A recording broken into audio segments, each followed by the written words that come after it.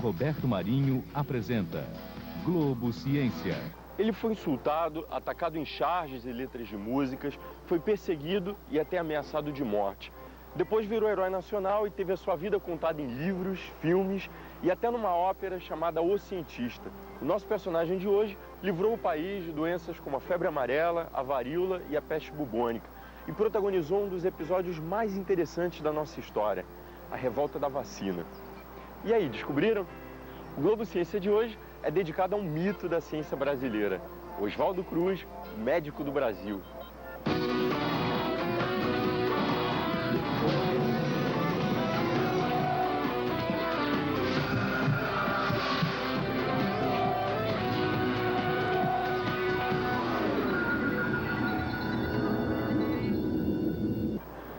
Você sabia que o Rio de Janeiro, hoje a cidade maravilhosa, já foi chamada de túmulo de estrangeiros? Pois é, entre o final do século XIX e o início do século XX, a cidade, então capital federal, era assolada pela febre amarela, a varíola e a peste bubônica. Em 1895, ao atracar no Rio, o contratorpedeiro italiano Lombardia perdeu 234 de seus 337 tripulantes por febre amarela. Calcula-se que entre 1897 e 1906 morreram cerca de 4.000 imigrantes só no Rio de Janeiro. Os diplomatas se refugiavam em Petrópolis no verão para se livrar do contágio. E os navios estrangeiros decidiram não mais parar na cidade. Foi aí que o presidente da época, Rodrigues Alves, tomou medidas drásticas que culminaram numa revolta popular, transformando o Rio num verdadeiro campo de batalha. No centro de tudo estava o nosso cientista, Oswaldo Gonçalves Cruz. A gente vai saber um pouco mais sobre essa história aqui na Fiocruz. Vem cá.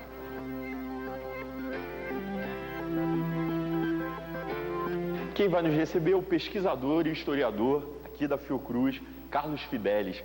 Ele é mestre em saúde pública e doutorando em políticas públicas e estratégias de desenvolvimento pelo Instituto de Economia da UFRJ. Afinal de contas, o que detonou a revolta da vacina? A revolta da vacina, na verdade, ocorre por uma série de fatores. O primeiro deles é que você estava vivendo um momento de grande transformação na cidade com a história do bota abaixo, né? Abrindo-se largas avenidas, as pessoas estavam sendo expulsas dos seus locais de moradia, perdendo elos de vizinhança e identidade com o lugar. Havia também militares descontentes com os rumos da República. O apostolado positivista se colocava contra a legislação elaborada por Oswaldo Cruz para combater as epidemias. Havia ainda os monarquistas que desejavam voltar ao poder, né? A República tinha recém-implantada. Na verdade, a lei contra a lei de vacinação obrigatória foi um estopim, mas um estopim que só foi aceso porque estava imerso nesse caldo de cultura e de insatisfação. Por que a lei da vacinação obrigatória gerou tanta polêmica? A vacina, na verdade, é a primeira vacina do mundo, né? Não existia ainda, não estava consolidado no meio acadêmico, no meio científico, a eficácia da vacina. Então, quando Oswaldo Cruz propõe que a saída para a epidemia de varíola seria vacinar a todos indiscriminadamente, isso gera oposição assim, de várias camadas da sociedade. E no caso da febre amarela?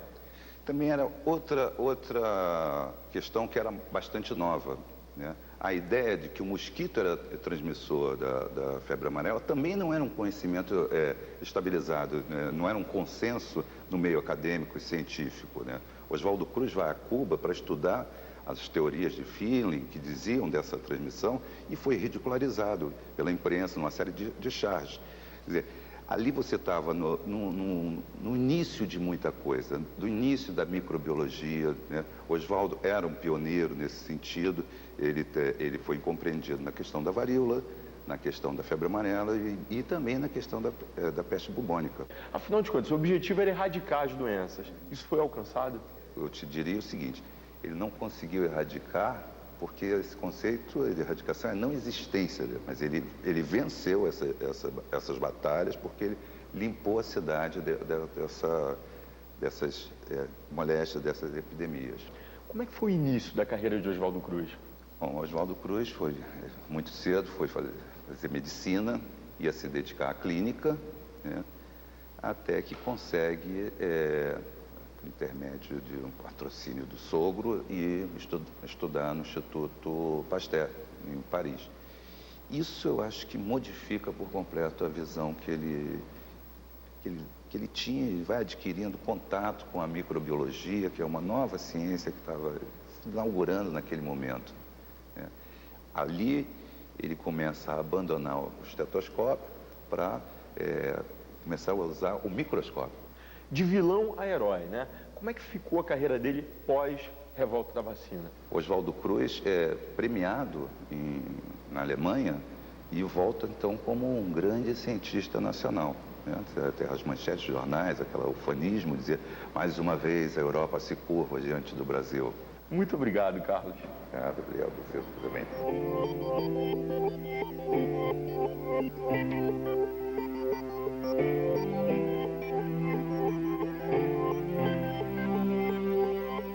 Além de sua dedicação à ciência, Oswaldo Cruz sempre esteve ligado à literatura. Eleito pela Academia Brasileira de Letras, ele ocupou a cadeira de número 5, que tinha como patrono o poeta Bernardo Guimarães. Eu estou em Itaipava, na região serrana do Rio de Janeiro, e é aqui que a gente vai saber como é que era Oswaldo Cruz em família. Nessa casa mora um descendente dele. Ficou curioso, não ficou? Então vamos lá.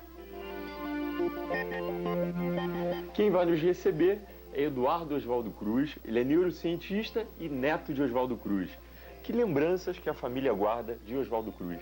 As lembranças são todas as melhores possíveis. Que ele era um pai extremamente dedicado, extremamente ligado à família. Ele foi inspirado principalmente pelo pai, Dr. Bento Gonçalves. Como é que ele era em família? Quem pode realmente, eu não posso dar um depoimento direto, porque ele não conhece apenas um dos netos. Ele faleceu muito novo, né? Meu pai tinha 11 anos de idade quando ele faleceu. De modo que a carreira dele foi realmente meteórica. A tal ponto que o Rodrigues Alves, que era o presidente na época, que contratou como diretor da saúde pública, o Rodrigues Alves sempre tratava com uma certa admiração, dizendo: aquele jovem tem que estar certo, e tem tanta confiança no que ele fala, mas sempre foi tratado como um jovem. E a obra, né, o trabalho dele, foi reconhecido? Eu acho que o trabalho, devemos dizer que foi, que não só a criação de Manguins, e Manguins, talvez você não saiba, o Manguins andou seriamente ameaçado da sua existência. Oswaldo teve a grande sorte de ser substituído por uma figura que era um dos maiores amigos pessoal deles, que foi Carlos Chagas. Seu Eduardo, muito obrigado pelo senhor ter nos recebido. Valeu mesmo. Oswaldo Cruz entrou na Faculdade de Medicina com apenas 15 anos de idade. Antes de concluir o curso, em 1892, ele já publicara 2 artigos sobre microbiologia na revista Brasil Médico. Depois, no intervalo, você vai conhecer o trabalho dele no combate à tuberculose, à malária, ao cólera, e vai ver também o papel dele na descoberta da doença de Chagas, na ampliação de conhecimentos das doenças tropicais e na produção de soros e vacinas. Só um minutinho e eu já volto.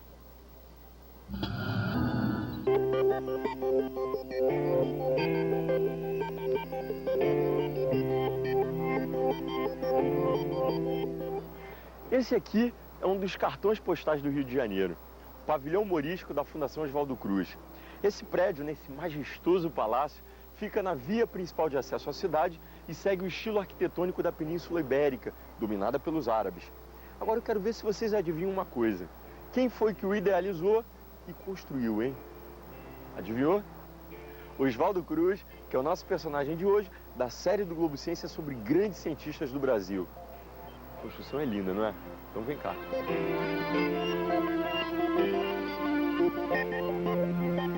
Oswaldo Cruz desenhou o croquis e o arquiteto português Luiz Moraes Júnior executou o projeto. Tombado pelo patrimônio histórico, o palácio começou a ser construído em 1905 e ficou pronto em 1918. É assentado sobre uma base de granito, tem 50 metros de altura e 45 de largura. As torres são revestidas de cobre. As varandas são cobertas de azulejos portugueses. O piso, de mosaicos franceses, lembra os desenhos dos tapetes árabes. As portas são de peroba amarela entalhada com maçanetas de bronze dourado. A escadaria principal é de ferro forjado e mármore de Carrara. Um grande vitral no teto do quarto andar é visível desde o hall de entrada no primeiro piso. A louça dos banheiros veio da Inglaterra. As luminárias com cúpulas de opalina lilás são da Alemanha. O elevador com cabine de mogno, cúpula de espelhos e portas internas de cristal bisotado é o mais antigo ainda em funcionamento no Rio de Janeiro. Oswaldo Cruz começou a trabalhar aqui desde a sua fundação em 1900. Iniciou suas atividades como diretor técnico do então Instituto Soroterápico Federal. 2 anos depois, tornou-se o diretor-geral e só se afastou daqui bem próximo do fim da sua vida. Mesmo quando foi diretor-geral de Saúde Pública, cargo que hoje corresponde ao ministro da Saúde, ele utilizou o Instituto como base técnico-científica para suas ações memoráveis de saneamento. A gente vai conversar sobre isso com um especialista. Vamos lá. Quem vai nos receber é o pesquisador Jaime Benchimol. Ele é mestre em Planejamento Urbano e Regional e doutor em História. Quais foram as maiores contribuições à ciência de Oswaldo Cruz?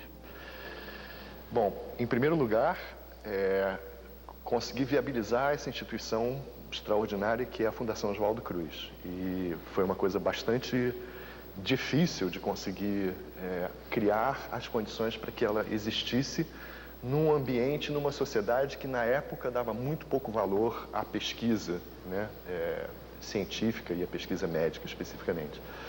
Segundo, tradicionalmente o nome de Oswaldo Cruz é associado à campanha bem-sucedida contra a febre amarela e, de uma maneira geral, ao saneamento da cidade do Rio de Janeiro, a capital brasileira. Ele foi responsável também pelo reconhecimento, digamos assim, do Brasil inteiro do ponto de vista das suas mazelas médicas e, consequentemente, sociais. Quer dizer, o reconhecimento de que havia populações rurais brasileiras doentes, né, depauperadas fisicamente, era uma maneira também de trazer, digamos assim, a consciência das elites do litoral brasileiro, das populações litorâneas, a estrutura rural arcaica do país. Talvez o feito mais notável tenha sido a descoberta da doença de Chagas, mas além dessa grande descoberta, que continua sendo um grande marco da ciência brasileira desse período, aqui se produziu uma ciência de excelente qualidade, né? Assim, os cientistas de Manguinhos, eles estavam em sintonia com aquilo que se fazia de mais avançado nas fronteiras da medicina experimental, especificamente da chamada medicina tropical nesse período. As ações mais prolongadas, mais continuadas, essas ações vão começar a ser feitas nos anos 20, já no período de existência do Departamento Nacional de Saúde Pública, principalmente do Ministério da Educação e Saúde Pública, né? Mas vão ser feitas graças às condições criadas nesse período, em termos de investigação científica, de mapeamento de doenças, de acumulação de conhecimento sobre essas doenças, de formação de massa crítica, de formação de sanitaristas nos cursos de aplicação daqui, né, de formação de gente que vai constituir os laboratórios interioranos, né, os laboratórios das outras cidades brasileiras, né. Então, na verdade, esse é o período pioneiro, esse é o período de criação das condições para que isso viesse a acontecer mais tarde, né, que é o momento também de penetração dessa civilização urbana e industrial pelo interior do Brasil. Muito obrigado, Jaime. Obrigado.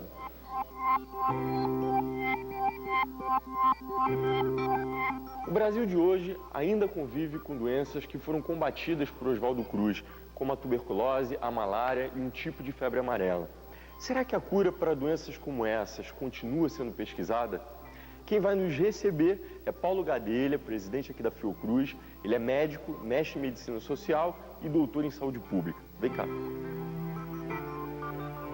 Doutor Paulo, o que mudou no trabalho da Fiocruz nesses últimos 100 anos, né? Qual a importância da fundação hoje? Olha, muita coisa mudou, porque mudou muito a sociedade brasileira, né? Se você pensar uma sociedade do início do século passado, ela era basicamente uma cidade rural. A grande maioria da população vivia no campo. A expectativa de vida naquela época era de 33 anos, né? Hoje nós temos uma expectativa de vida de 72 anos. Então, assim, a natureza dos problemas da saúde pública, a natureza do desenvolvimento do país e, obviamente, também os recursos, né, da ciência, da tecnologia, naquela época, eram muito diferenciados. O que mudou no contexto epidemiológico no Brasil? Eu diria que no início do século passado predominavam as doenças infecciosas, né? Você tinha muitos problemas ligados tanto a grandes epidemias, como era o caso da febre amarela, da varíola, malária, doença, né? de Chagas. Doenças de Chagas, tuberculose, verminoses, né? Doenças que eram consideradas hoje como doenças da pobreza, né? Hoje nós temos uma situação muito mais complexa. É uma sociedade que, ao mesmo tempo, extremamente desenvolvida. O Brasil tem um padrão de desenvolvimento industrial e urbano muito significativo. Portanto, nós temos doenças e problemas que são considerados dos países desenvolvidos hoje. A predominância, por exemplo, das doenças cardiovasculares, dos problemas de violência e causas externas, né? O Brasil registra epidemias de dengue e doenças como a leptospirose, a tuberculose, a malária, a febre amarela, e elas continuam matando. Por quê? Primeiro, condições sociais gerais e ambientais que facilitam o processo de aparição dessas doenças. Depois, há, em vários casos, a necessidade de maior pesquisa para a gente ter os mecanismos de combate eficazes, né? Doutor Paulo, agora me diz uma coisa. Se Oswaldo Cruz estivesse vivo hoje, o que ele estaria combatendo? O que ele estaria pesquisando? Oswaldo era uma mente inquieta, ele se interessava por quase tudo que fosse relevante para a população brasileira. Ele estaria certamente